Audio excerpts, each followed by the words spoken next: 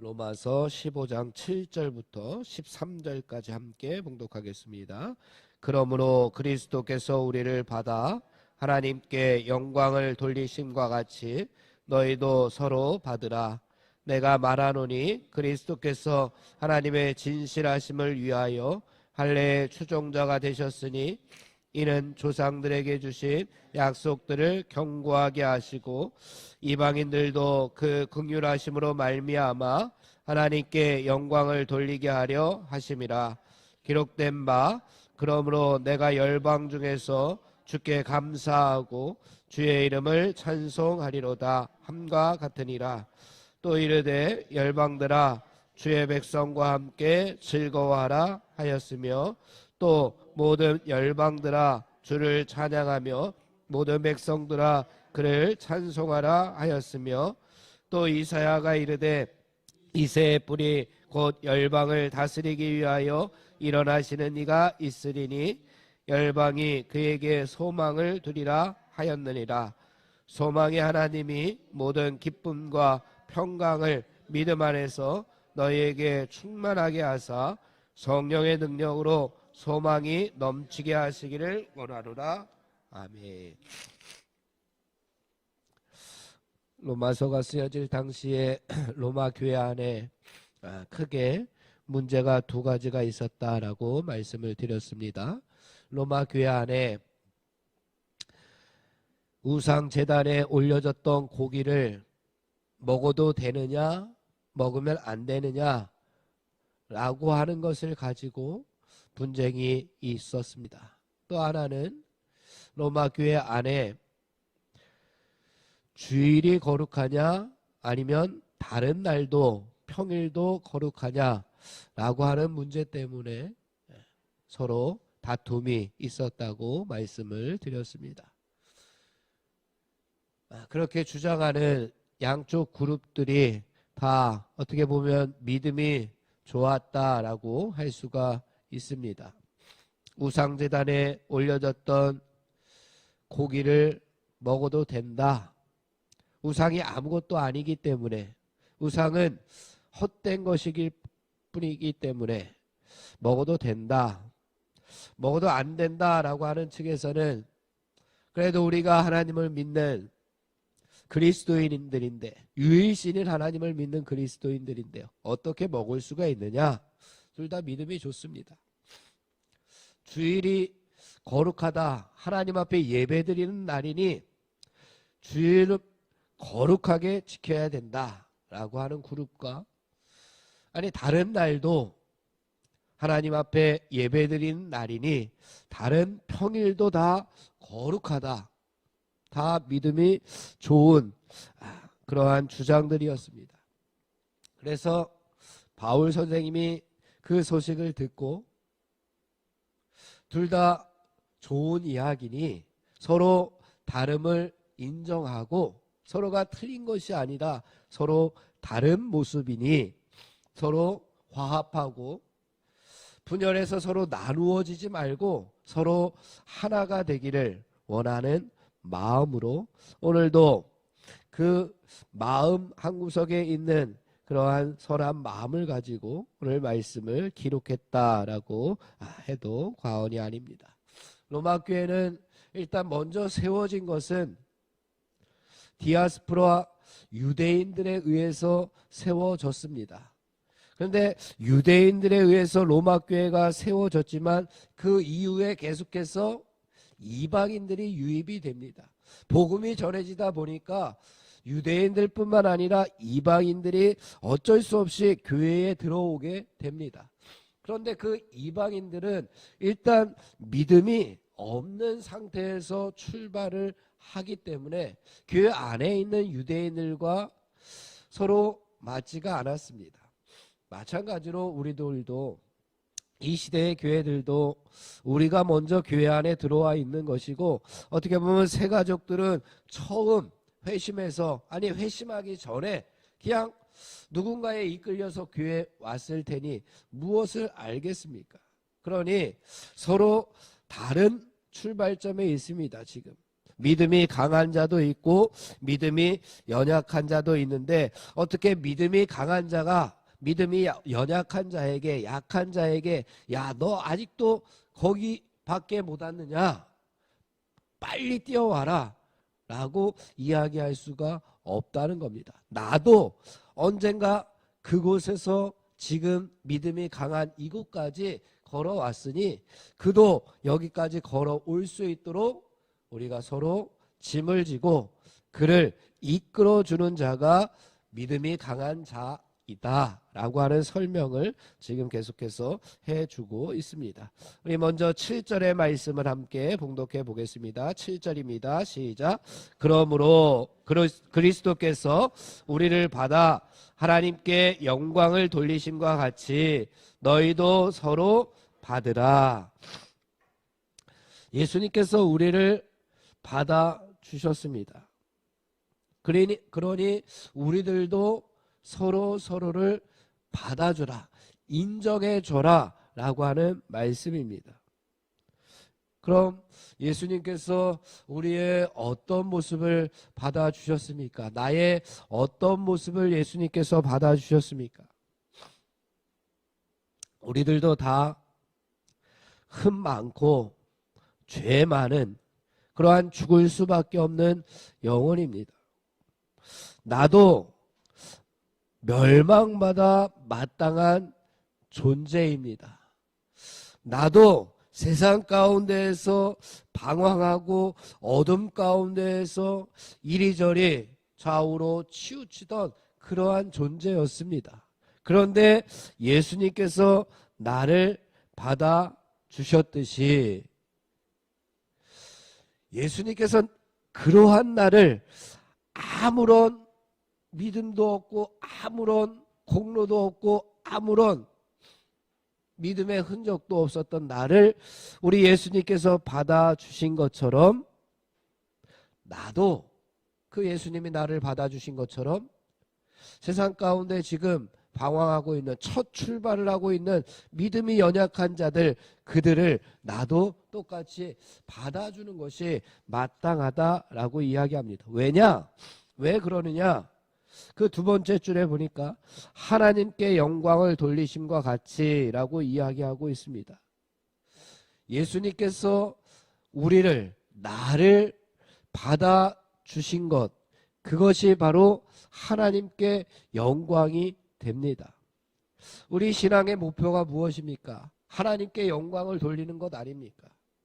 우리가 예배를 드리는 것 하나님께 영광을 돌리기 위함이고 내가 내 삶에서 하나님의 말씀에 순종하는 것 하나님께 영광을 돌림이고 내가 내 삶 가운데에서 하나님의 말씀에 순종하며 그 믿음의 발자취를 따라가는 것 모든 것이 하나님께 영광을 돌리기 위함입니다. 예수님께서 나를 받아주신 것 그것도 하나님께 영광이 되었습니다. 내가 믿음의 출발의 선에 서서 지금까지 오게 된 것 그 모든 것이 하나님께 영광이 되었던 것처럼 하나님께 영광이 되었으니 나도 그러면 하나님께 영광을 올려드리기 위해서 우리들도 믿음의 출발점에 있는 어떻게 보면 이 당시에 이방인들 어떻게 보면 믿음이 약한 자들, 연약한 자들, 지금 처음 교회에 들어와서 어떻게 보면 뭔지 알지 못하는 그들을 우리가 서로 받아주는 것이 그들을 억압하고 그들이 연약하다고 무시해버리는 것이 아니라 서로를 인정해 주라고 7절에서 말씀해 주고 있습니다. 8절 말씀 함께 봉독합니다. 시작. 내가 말하노니 그리스도께서 하나님의 진실하심을 위하여 할례의 추종자가 되셨으니 이는 조상들에게 주신 약속들을 견고하게 하시고 조상들이 이스라엘 백성들의 조상 아브라함 때로부터 주신 약속들을 견고하게 하기 위해서 이전에는 유대인들에게 하나님께서 말씀을 주셨고 그 유대인들의 추종자가 되셨다. 예수님께서 유대인들이 따르는 그러한 주인이 되셨듯이 9절 말씀 가겠습니다. 이방인들도 그 긍휼하심으로 말미암아 하나님께 영광을 돌리게 하려 하심이라. 이방인들도 마찬가지로 하나님의 긍휼하심으로 말미암아 하나님께서 긍휼히 여기지 아니하셨으면 유대인들이나 이방인들이나 우리들이나 다 어떻게 보면 지옥불에 떨어질 수밖에 없는 죽어 마땅한 그러한 존재들입니다. 멸망받아 마땅한 존재들이지만 하나님의 긍휼하심으로 말미암아 이방인들도 이제 하나님께 영광을 돌리는 시대가 되었다라고 하는 겁니다. 무슨 특권이 있어서 유대인들에게만 하나님의 복음이 주어진 것이 아니라 그때에는 하나님께서 이스라엘 백성들의 조상들에게 주신 약속을 이루기 위해서 지금은 이제 하나님의 섭리의 경륜상 이제 그 순서상 이제는 이방인들에게도 하나님의 복음이 전해져서 하나님께 영광을 돌리게 하려 하심이라. 그러면서 이제 이하의 말씀에서 구약의 말씀들을 인용합니다. 바울이 구약의 말씀들을 인용하면서 구약에도 이방인들에게 하나님의 복음이 전해져서 저들도 함께 하나님의 영광이 될 것이다 라고 하는 예언들이 기록되어져 있다라고 하는 것을 구약의 성경들을 계속해서 인용해 주면서 이 유대인들에게 봐라, 구약에도 이런 말씀들이 있으니 이방인들에게 하나님의 복음이 전해지는 것이 아무래도 이상하지 않다라고 설명해 주고 있습니다. 먼저 9절 말씀 보면은 시편을 인용하고 있는데요. 시편의 말씀 함께 봉독하게 보겠습니다. 시작. 그러므로 내가 열방 중에서 주께 감사하고 주의 이름을 찬송하리로다.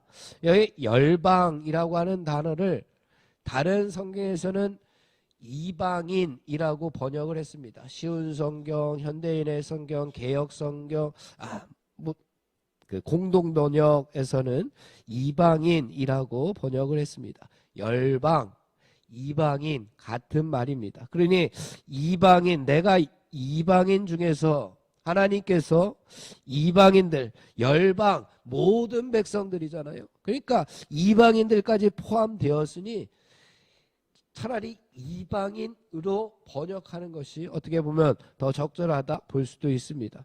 내가 모든 백성들 이방인 중에서 주께 감사하고 주의 이름을 찬송하리로다 라고 말씀합니다.